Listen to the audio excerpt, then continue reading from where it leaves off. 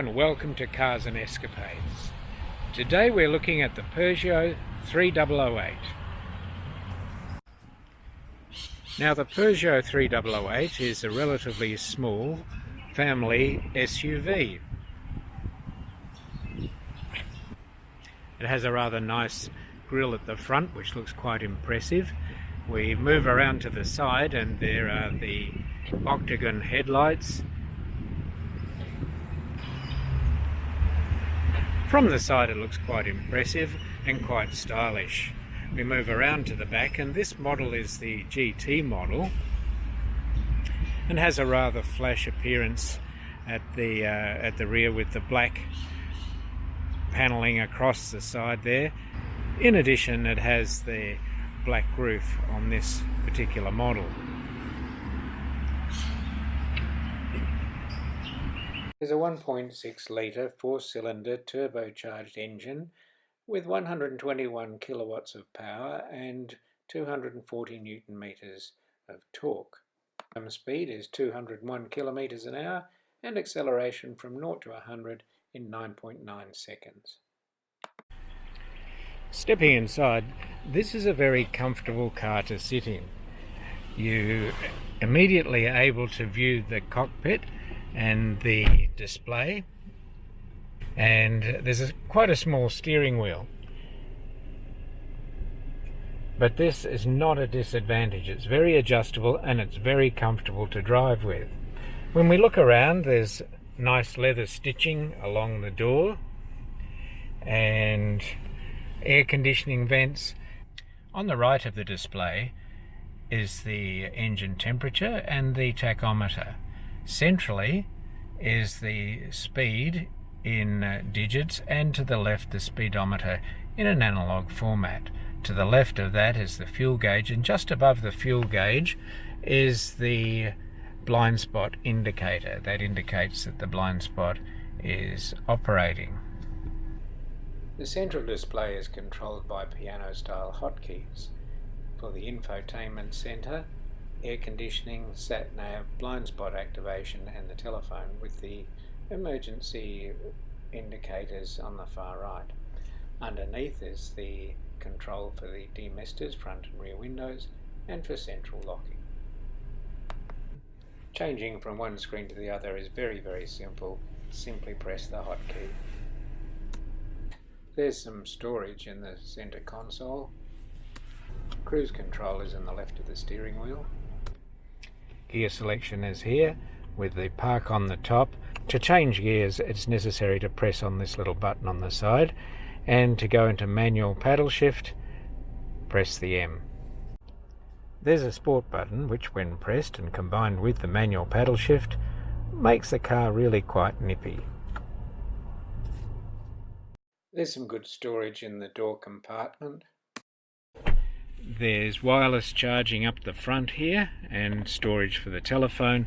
This slot here can also hold the keys of the car or the telephone.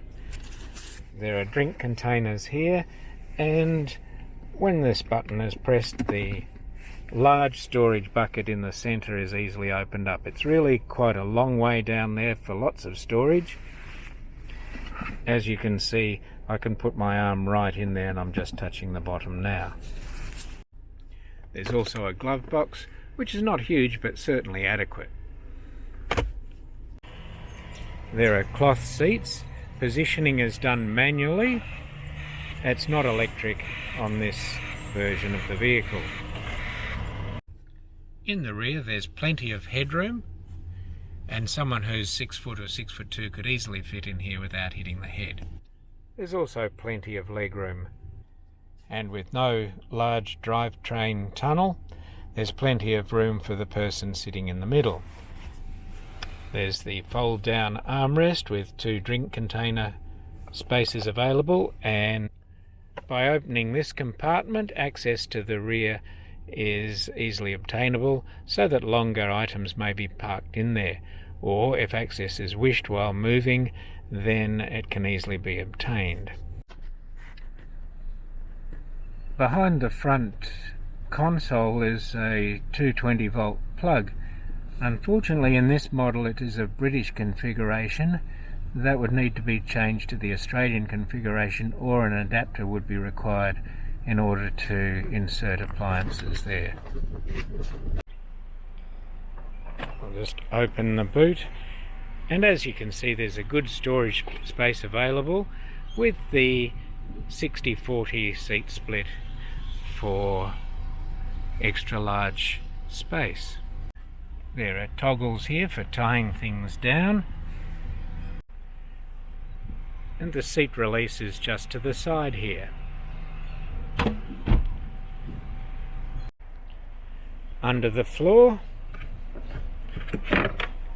is a spare wheel, and interestingly there's a little clip which can hold that up if access is required, so you're not standing there trying to fish something out and hold that up at the same time. There's also a small amount of tools to assist with various emergencies, such as changing the wheel, in this little compartment placed here. Loading the boot is quite easy because of the relatively level area to lift in. In other words, there's nothing to lift over. The boot space can be increased a little bit by lifting this lever up, pulling the compartment towards you, and sliding it down like so. Now there's a little step there which sometimes makes it a bit difficult, but really if you're just looking for that extra bit of space it shouldn't be too awkward for you. There's a little pocket here either side, and on this side just for storage of things that might be needing to be accessed more quickly.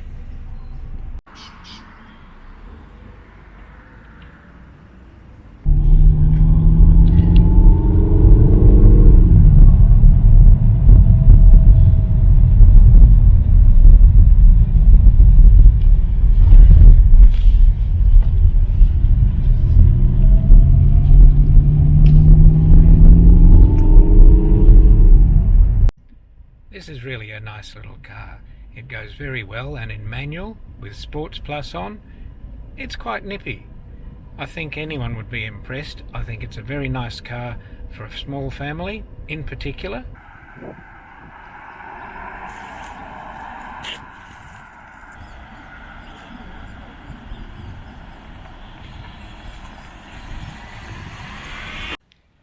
Well, that's the Peugeot 3008. Thank you for watching. I hope you've enjoyed it.